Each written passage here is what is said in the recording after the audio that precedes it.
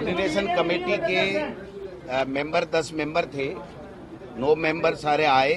सचिन पायलट जी coordination committee के member थे, वो विदेश गए हैं, वो नहीं आए। उनसे टेलीफोनिक बात हुई, सब लोगों ने चर्चा की है, टिकटों पे भी चर्चा की है, जो पार्टी हाईकमान को रंधावा साहब के मार्फत से हमें भेजना है, जो किस तरीके से उपचुनाव की रणनीति के तहत हमको चुनाव लड़ना है, किन लोगों को वहां पर ड्यूटी लगानी है, कैसे कैसे वहां पर व्यवस्थाएं करनी है, क्योंकि डबल इंजन की सरकार, साम दाम दंड भेद, सत्ता का दुरुपयोग, प्रलोभन, डराना, धमकाना, ट्रांसफर की धमकी देना, ये सारी चीजें करेगी। वो सारी चीजें हमारे संज्ञान में है। हमारा कांग्रेस का कार्यकर्ता न डरने वाला है, न भयभीत होने वाला है, और जनता के मुद्दों के ऊपर कांग्रेस पार्टी 10 महीने से लड़ाई लड़ रही है और इससे पर्ची सरकार को घेरने का काम कर रही है। तो हमने ये सारी रणनीति बनाई है और पहले से हमने सीनियर कोऑर्डिनेटर बना करके, चुनाव इलेक्शन प्रभारी बना करके, प्रदेश कांग्रेस कमेटी के बना करके, अग्रिम संगठनों ने अपने इंचार्ज बना करके हमने पूरी तैयारी कर ली है। तो मैं समझता हूं कि हमारे प्रमुख नेताओं से सबसे चर्चा की है। सातों में भंवर जितेंद्र सिंह जी, सीपी जोशी साहब, हमारे तीनों एमपी साहिबान, मुरारी लाल मीणा जी, हरीश जी, हमारे ब्रिजेंद्र ओला जी, और बाकी सीटों पे भी तमाम जितने भी जिला अध्यक्ष है, प्रदेश कांग्रेस कमेटी के पदाधिकारी, जो जिम्मेदार लोग, जो सीनियर ऑब्जर्वर वहां गए, उन सबसे चर्चा करने के बाद में हमने एक रणनीति बनाई है। और उस रणनीति के तहत इस 10 महीने में इस राजस्थान का जो बेड़ा गर्क करने का काम इस भारतीय जनता पार्टी की पर्ची सरकार ने किया है, वो लेकर के हम जनता के बीच में जाएंगे। केंद्र सरकार की 10 साल की विफलता लेकर के जाएंगे।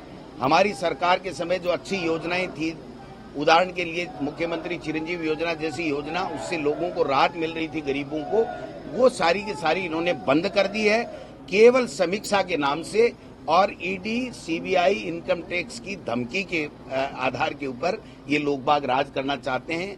भ्रष्टाचार इनके सब जगह व्याप्त हो गया है और जितने भी ट्रांसफर हुए हैं उसमें भ्रष्टाचार की बू आ रही है।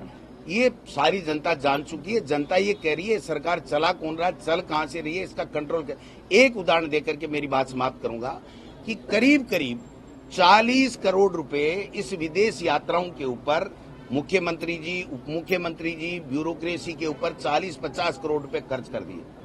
1 रुपए का इन्वेस्टमेंट ये लेकर के नहीं आए। पहली बार देखा है कि कोई विदेश जाकर के न्योता देकर के आता, उसके ऊपर स्वागत कराता है, और मुख्यमंत्री के स्वागत में 50 लोग नहीं आते हैं। तो मैं समझता हूं कि ये इस तरीके का अपनी पिकनिक, सैर सपाटे और पर्यटक बन करके विदेशों में घूम करके राजस्थान के लोगों की गाड़ी कमाई को बर्बाद करने का काम कर रहे हैं। इसका जवाब इस उपचुनाव में जनता देने जा रही है। एक बात आप और पूछोगे, हम 7 सीटों के ऊपर हमारी तैयारी है, हमारे कैंडिडेट हमने तय कर लिए हैं, बात कर ली है। जो भी आलाकमान को हम प्रस्तावित नाम भेजेंगे, पैनल भेजेंगे, उसमें चर्चा कर लिए। किसी तरीके का कोई गठबंधन किसी से हमारा प्रदेश लेवल पे नहीं है। हम 7 जगह चुनाव लड़ रहे हैं, ये बात भी हम लोग क्लियर करना चाहते हैं। और कोई बात हो तो आप पूछिए। 100% हम लोग 7 जगह चुनाव लड़ने जा रहे हैं। अब पार्टी आला कमान कोई निर्देश दे, कोई फैसला करे, वो फैसला किसी भी समय कब भी करे, उसपे तो हम बंधे हुए हैं। बट हमारे प्रदेश कांग्रेस कमेटी की तरफ से, क्योंकि न तो हम लोगों ने कोई बात की है, न उन लोगों ने कोई बात की है, तो गठबंधन का सवाल ही कहां पैदा होता है।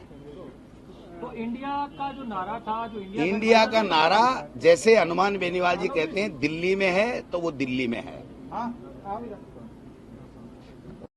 सर, आज कैंडिडेट कौन फाइनल हो रहे हैं? परिवार कौन फाइनल हम नहीं करने वाले, हमने डिस्कस किया है और हमारा जो पैनल है वो रंधावा साहब पार्टी हाईकमान के साथ चर्चा करके डिक्लेयर कराएंगे, ये तय हुआ। कब तक होगा? कल, परसों या? वो कभी भी कर ले, रंधावा साहब को जाने तो दो दिल्ली। कितने लोगों का पैनल है? ये पैनल होता है। पैनल का नाम सिंगल नाम भी हो सकता है, 2 भी हो सकते हैं, 3 भी हो सकते हैं, उसमें डिस्कस हुआ है। अंतिम फैसला दिल्ली पार्टी हाईकमान करता है और रंधावा साहब हमारे प्रभारी हैं, ये वहां पर फैसला कराएंगे। सर बीजेपी विधायक गोपाल शर्मा भी अपनी सरकार को घेरते है वो ये कह रहे हैं और उससे हम भी सहमत हैं कि भाई बीजेपी के किसी नेता की जनप्रतिनिधि की नहीं चलती है, ये ब्यूरोक्रेसी सरकार चला रही है। ये एक तरीके से वो जो पर्ची सरकार है उसको सार्थक करने का काम कर रहे हैं।